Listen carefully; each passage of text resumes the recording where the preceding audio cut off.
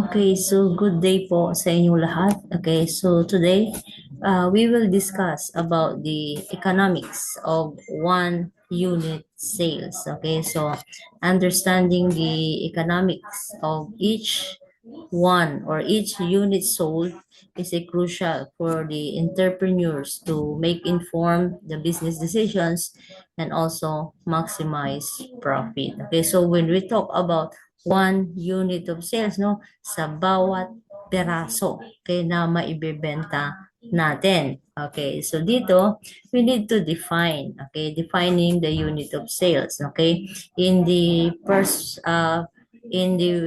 perspective of a product businesses, okay, the unit of sales, okay, is the smallest part of product a customer can buy. Okay, kaya nga sabi natin unit of sale, no, isang piraso, okay, or one unit, okay, like a single pair of shoes or one piece of a carton of buttons. Okay, so that is on the uh, perspective of a product business. Okay, pag sinabi natin product businesses, these are selling a products or a finished product. Okay, then you have also the service businesses. So iba naman sila. Okay, pag sinabi nating service businesses, of course, hindi po product, but they are rendering services to their customers. Okay, so iba rin po ang ibig sabihin ng unit of sales. Okay, okay, in terms of service businesses. Sa kanila, the unit of sale is typically based on how the customer is charged, such as, kaya nga, yung sa haircut, okay, kung ano po yung ginawa or the services rendered to them. Okay, so again, unit of sale, okay, on the perspective of a product businesses and also in service businesses. Okay, so let's have also the calculating the economics of one unit. Okay, selling price. Okay, when we talk about the selling price, okay, sabi nga natin the price at which the product or service is sold to the customer. Okay, kung magkano natin siya ibinenta or magkano natin charge sila sa services na na-rendered natin sa kanila. Okay, when we say variable expenses, okay, so variable expenses, sabi natin cost that vary directly with its sales, okay, such as materials, labor, and shipping. Okay, pag sinabi natin variable expenses, sabi niya it varies directly to sales. Siyempre, pag marami tayong benta, ibig sabihin nun, marami tayong materials na kailangan, marami tayong labor na kailangan. And we will also incur, okay, higher shipping costs. Okay, so yung variable cost natin, nakadepende siya. Kung marami tayong sales, marami po yung magiging gastos natin or yung tinatawag natin na variable expenses. Okay. Then you have also the word contribution margin. Okay. Pag titignan niyo po, sabi dyan sa ating contribution margin, the amount per unit that contributes to the profitability before fixed expenses. Okay? When you say contribution margin, actually, that is the difference, okay, between your selling price minus the variable expenses is your contribution margin. Okay, kaya yung tatlong words na yan, okay, we define, we need to understand in order for us, in calculating the economics of one units. Okay, so again, you have to be familiar with your selling price. Sabi natin si variable expenses, it varies, sa ating pong sales. The higher the sales, syempre tataas din po yung ating material. So meron siyang direct relationship sa ating pong sales. Kaya nga siya variable, nagba-varies po yung ating expenses depende po sa sales. Okay? Kung mataas ang sales, mataas din po ang variable expenses natin. Again, contribution margin, sabi natin selling price minus your variable expenses, nothing but your contribution margin. Okay. So, tingnan naman natin yung economic of one unit for a manufacturing. Okay. For the manufacturer's perspective, okay, yung look at yung economic of a single unit, okay, such as a glass o ring to identify yung ating cost saving opportunities. Again, makikita rin po natin yung economic of one unit, okay, yung contribution margin. Ang sabi natin dyan, this is the manufacturer's contribution margin per unit. Okay, which can be used to make decision making. Okay, then you have the wholesale perspective. Okay, kanina manufacturers, okay, yung gumagawa. Okay, yung wholesale naman, sila yung after the manufacturer, they are the one, no, sa kanila pinapasa. Pagdating kay wholesale perspective, yung economic of one unit, okay, wholesalers can always analyze, okay, yung ating economic of one unit, but their unit of sale is typically larger, okay, such as a carton of 12 rings. Okay, kung si manufacturers ang tinitingnan niya rito is a single unit. Okay, pero syempre pag si wholesaler, pag sinabi nga nating wholesaler, di ba? Maramihan. Okay, so hindi lang siya per unit, no? Ang yan na ano niya is bulk. Okay, ang tinitingnan natin. Okay, on a perspective naman ng retail. Pag sinabi nating retailer's cost, okay, the retailer's cost of goods sold per unit, sabi nga natin is 100 pesos plus a 15% commissions and shipping for and 7 pesos or $7 for shipping and handling. Okay, so pag titingnan po natin, this is a cost. Okay, tandaan natin na from your manufacturers, okay, si manufacturer, okay, yung kanyang finished product will be passed or transferred kay wholesaler. Okay, si wholesaler, okay, yung product na yun or finished product na yun will be transferred to the retailer. Okay, so pagdating kay retailer, okay, yung 1 peso, okay, yung halimbawa 100 pesos yung kanyang pinangbili kay wholesaler, no, hindi lang din niya ibebenta yan ng 100 pesos, no, he will add, no, he will add some markup, okay, and the same time idadagdag din niya lahat ng expenses incurred, okay, in acquiring yung kanyang product that can be sold. Kaya nga siya retailer's cost of goods sold, no, kung magkano okay, ang ating ginastos doon sa isang unit na ating pong ibebenta. So, ibig sabihin nun, ito yung ating puhunan, okay? Yung puhunan or yung pinangpuhunan natin para sa isang unit. So, dito, hindi lang po yung cost ng pinangbili natin doon sa unit plus any other expenses that incurred in acquiring, in transporting yung ating pong goods. Okay, so that is your retailer's cost. Okay, again, your selling price, sabi natin dyan, the retailer's sales, okay, each ring for 200, okay, resulting in a contribution margin per unit. Okay, so pag titignan natin, sabi ko nga, no, kung binili natin yan ng 100, hindi rin natin yan ibibenta as 100 lamang, no? Siyempre, magkakaroon pa tayo ng markup. Plus, sabi ko nga kanina, you will also include other incidental costs in acquiring, in transporting your product. So, yun po yung magiging pagko-compute natin ng cost of goods sold. Okay? So, pag kinuha mo yung cost of goods sold, then si retailer now meron na siyang selling price, di ba? Selling price minus the cost of goods sold per unit, then we will have the contribution margin. Okay, distribution chain, alam naman natin yan. When you say distribution chain, yung product moves from manufacturer to wholesaler to retailer before reaching the consumers. Okay, so pag titignan natin, mahaba yung ilan ang from the manufacturer down to the wholesaler to the retailer, then the end consumer. Okay, so medyo mayroon siya. At every time na mayroong may transfer, okay, yung chain ng distributions, tumataas po ang expenses or yung tinatawag natin na cost of goods sold. Okay, kaya nga pagdating kay end user, yung ating consumers, medyo mataas na ang presyo nila. Kasi nga may mga in-between expenses na ini-incur si wholesaler, meron ding ini-incur si retailer. Okay, wherein yung mga additional expenses na yan in transporting, okay, in acquisitions of that goods, okay, dinadagdag nila sa cost of goods sold. Okay? Siyempre, pag tumaas ang cost of goods sold, ibig sabihin tataas din yung kanilang pagbebenta. Okay? So, ang ibig sabihin nun, pagdating sa end user, mataas na yung presyo. Kaya nga minsan, di ba, nakikita nyo sa mga mall or even the shops, no, sinasabi nila, no,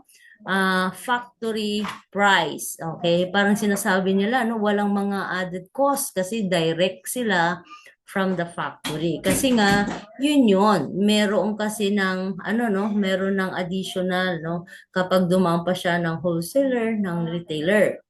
Okay? Kung kinat na natin yan from the manufacturer down agad kay consumer, abay mas mababa nga ang presyo. Yun yung promo ng iba sa atin, no? Yung ating factory price or manufacturer's price. Okay? So nakita natin dito, nag-uumpisa tayo sa manufacturing down to the end user. Pero from manufacturing in our distribution chain, bababa siya kay wholesaler. Si wholesaler pupunta kay retailer. Si retailer lang po yung magdi-distribute or magbebenta sa ating pong end user o yung tinatawag natin na consumers. And again, sabi nga natin na habang there is a transfer of goods, okay, from the manufacturer to wholesaler, to retailer, and to the end user, ibig sabihin po nun, okay, nadadagdagan yung ating cost of sale.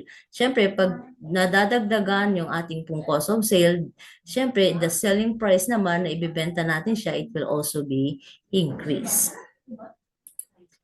Okay, pagdating naman, paano naman pag you have a multiple product? Okay, so economic of one unit for a multiple product. Sabi nga natin, by calculating yung ating average economic of one unit, kay when selling naman ng ating multiple similar product, okay, businesses can use of the average contribution margin per unit. Or tinatawag natin diyan na weighted average. Okay, business can also use the weighted average based on the sales volume to determine yung ating typical, okay, economic of one unit. Okay, so ibig sabihin lang po no, from your contribution margin na nakuha natin, sabi nga natin si contribution margin, you have their selling price minus your variable expenses is your contribution margin. Okay, so that is in peso.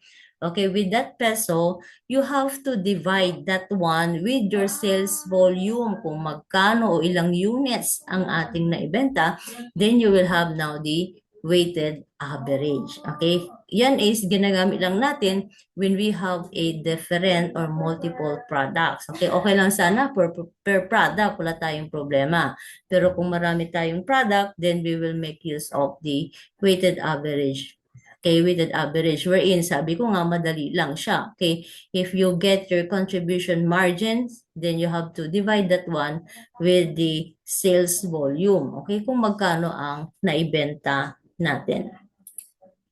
Okay, with regards naman sa service businesses. Okay, yung ating economic of one unit for service businesses. Okay, sabi nga natin for service businesses, okay, the unit of sale, okay, yung nga sabi natin per services rendered, no? Kung ano yung services na na-render natin, halimbawa sa tutorial, okay, or yung ating pong paglilinis or the hour of consulting. Okay, so ano naman ang kanyang cost of services sold? Okay, instead of cost of goods sold, okay, ang tawag natin ngayon diyan is services or service businesses, no? Calculated yung ating cost of services sold. Okay, hindi goods sold kundi services sold. Okay, dito naman yung ating cost of services, this include now yung labor, syempre yung tao, okay, who render the services plus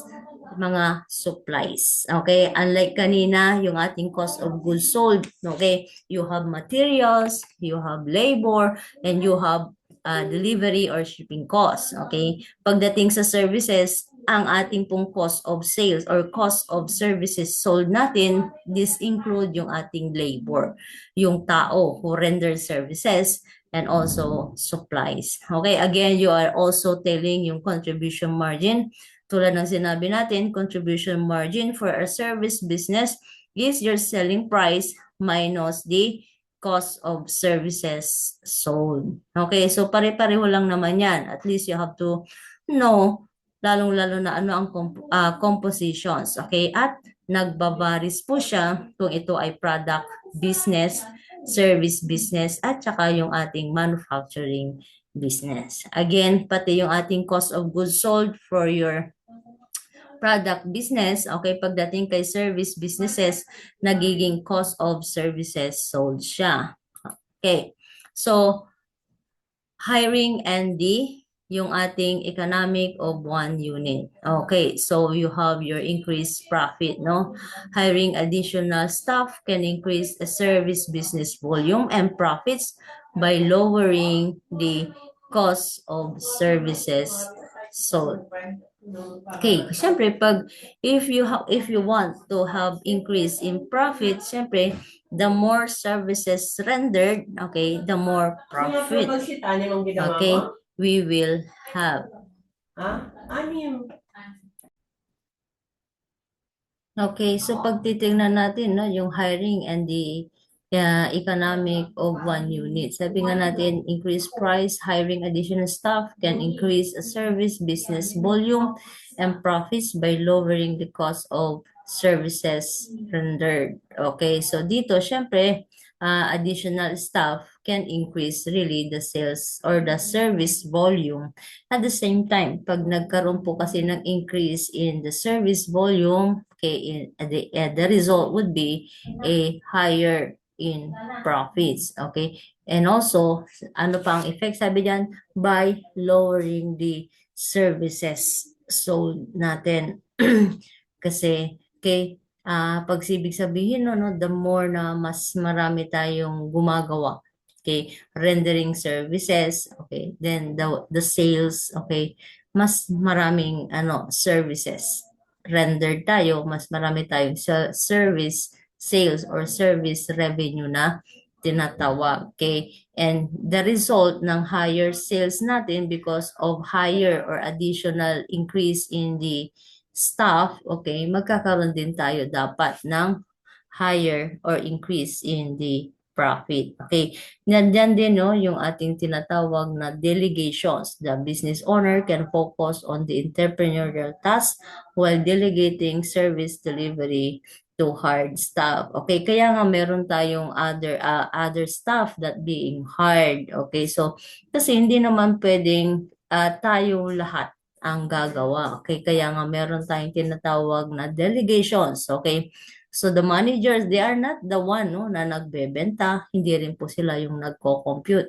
Kaya nga sila manager, they just do the decision making. Okay, they just direct the people. Okay, so that is delegations. Okay, delegating, na dinidelegate lang nila, nagda-direct lang sila kung ano ang gagawin ng mga tao. Then you have the business expansions. Okay, understanding yung ating economic of one unit enables the entrepreneur to make informed decisions about growing business. Okay, so napakahalaga rin po na you have the understanding, okay, about the economic of one unit, okay, for business expansions. Kasi kung you analyze, nakita mo yung tawag nun, yung possibility, okay, na pwede pang mag-expand, pwede pang lumaki ang business mo, is still it can grow, then you will arrive the decisions to expand your business. Okay, sabi natin pag in-expand, you may have a branch out or you may have increase yung capacity ninyo to produce yung goods or to render services. Lalo na pag nakikita natin, no, mas marami po yung demand, mas marami pong nag-a-avail ng goods natin or the services. Wherein, no, kinakailangan natin syempre magkaroon ng additional staff in order to accommodate yung mga needs or demand ng ating pong mga customer. Okay, so in that way, no, nag-grow, nag-expand yung business natin. Okay, next is the applying yung economic one unit insights, okay, identifying cost saving opportunities kasi makikita natin, no, we will know yung detail ng ating, hindi lang yung ating selling price, but also the cost of goods sold or cost of services sold natin. In that way, we can also analyze, okay, yung tinatawag natin na cost saving opportunities. No? Kung saan tayo pwedeng magtipid o kung saan natin pwedeng pabawasan the expenses in order to increase our profit. Kaya nga meron dyan, analyze the profitability of the product or services. At kadalasan, okay, ang pinaka-basic niya analysis niyan is your variable cost. Okay, so tinitingnan nila agad yung variable cost, yung basic na expenses incurred in acquiring the product or in rendering the services. Okay, they can analyze that one, they can improve, no? Pag sinabi natin they can improve, pwede nilang mabawasan pa. Okay, magiging efficient sila, okay, in the form ng on the part of the variable cost. Then make informed business decisions. If you have a good analysis about the profitability of the product, itong product na to, okay, meron siyang possibility na tataas pa ang kanyang demand at pwede pa nating babaan ang kanilang cost. Then, in that, no, pag alam natin na ganon, then we will know now or we can make a good decisions. Or okay? Then, also, sabi natin dyan, yung economic of one unit analysis, okay, it can also reveal, okay, areas to reduce variable expenses and improve margins. Okay, yung tulad ng sinasabi ko kanina, no? Yung pinaka-basic na titignan nila is the variable expenses. Kasi nga si variable expenses, it is directly connected doon sa ating sales, di ba? Siyempre, ano ang magiging effect kung nagiging efficient tayo in our variable expenses, ibig sabihin po nun, it will increase our contribution margin. Okay, pag sinabi natin magkakaroon ng increase, then it will improve. Okay, then you have the understanding the contribution margin per unit helps. Okay, the entrepreneur evaluate the profitability of the offering. So diyan makikita natin agad in analyzing our profitability of the product or services, makikita natin anong product ang mas mataas ang kita or mas mataas ang contribution margin. Aling services, okay, yung mayroong pinakamataas na contribution margin. Okay, we can also know aling goods, no, yung mga units of goods sold, no, alin ang goods ang mas maraming tayong naibenta in terms of unit or anong services ang parating ina-avail ng ating customer. Okay, that is one of the kagandahan, no, na meron po tayong analysis with regards to the profitability of the product and sales, no. We are not only looking at the selling price, the contribution margin, but also with the units sold. Okay, then the entrepreneur now can use yung ating economic of one unit insight to guide strategic decisions about yun na pricing, product mix, or business growth, no? Kung ano, pag sinabi natin kasing product mix, it's just a combinations, lalo na pag meron tayong multiple products, no? Alin yung mga magandang combinations ng product natin. Okay, that way, no? So, napakahalaga, you will understand, okay, about the economic of one units. Okay, so our takeaways for this economic of one units, analyzing the economics of one unit of sale is crucial for the entrepreneurs, okay, to understand their business profitability and also to make informed decisions, okay. Ongoing evaluations, okay, the entrepreneur should regularly review. Tanda natin, no, kahit na yung business natin is, ano siya, no, in operation na siya. But still, we will not stop evaluating. Okay? Kaya nga siya, ongoing evaluation. So, parati nating ina-analyze yan. Okay? We always regularly have a review of our economic of one unit to identify, yan, napakaganda, opportunities for cost savings and business growth. Okay, so ang ating pong business, once it is in operations, it will not stop, no? Hindi lang po doon magtatapos yung gagawin ng isang entrepreneur. Okay, while doing the business, okay, ongoing pa rin yung pag-i-evaluate niya, ano ang product ang mabenta, okay, ano ang services ang parating ina-avail ng customer, okay, so ano yung product na parating tumataas, di ba? The selling price or the cost, okay, so that is ongoing at napakahalaga po yan, okay, for an entrepreneur, no, magkaroon po siya ng ongoing or sinatawag natin na in-process evaluations of the unit of economic of one units. Okay, so mahalaga po yan na maalala natin yan or malaman natin yan bilang isang entrepreneur o bilang isang businessman. Okay, I think that's it for today with regards to our economic of one units. Okay, so good day class and thank you po.